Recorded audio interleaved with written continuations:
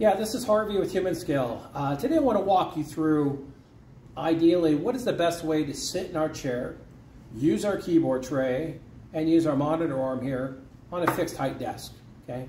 Now on the chair, it doesn't matter what manufacturer you're sitting in, that your company provided you, some rules apply. And what I'd like you to follow is your feet should always be flat on the floor. We know that. And as you can see how I'm sitting here, see how my legs here are level or at a straight 90-degree angle. You want to try to encourage that, raise the chair up and down to get that kind of posture. And then I'm sitting all the way back in the chair to allow the chair to support me. And I do have adjustable arms on here. You can see them come up and down, but I choose to lower them out of the way so my arms are free to move when using a keyboard tray. Okay? So recapping on the chair, feet flat on the floor, legs at about a 90-degree angle, sitting all the way back in the chair, and the arms preferably down and out of the way when you're using a keyboard tray. Okay. Now the keyboard tray is great. It's another tool to help get your posture set up. It offers the ability to raise it up depending how tall you are or petite you are, and lower it down as well. Okay. It can also go left to right on a pivot. The question is, where do I place it?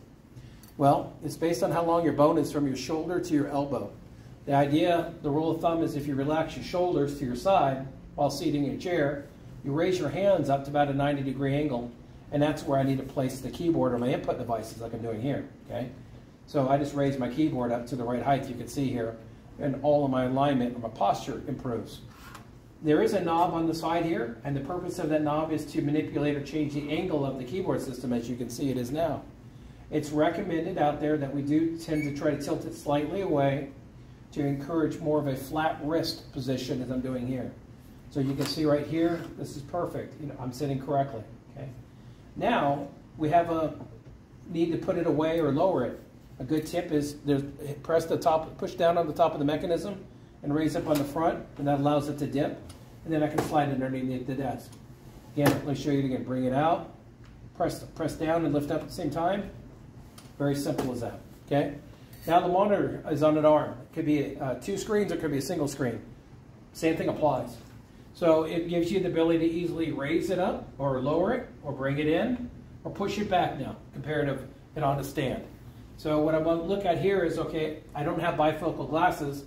Where do I need to have it? The rule of thumb is that the top of the monitor here should be a couple inches above eye level. Okay, so I'll easily bring it up to where I'm about a couple inches above eye level, and I pull my keyboard tray out at the proper height we talked about. And as you can see, everything is falling in line for me from a postural standpoint. If I need it a little bit closer, I can bring it a little bit closer if I feel I need it to view. That's simple, you can do that. And then if you have dual screens, you may want to turn them both inward to kind of create this V, as I call it, to help improve the overall vision on that. Now if you have blended glasses, keep in mind it changes.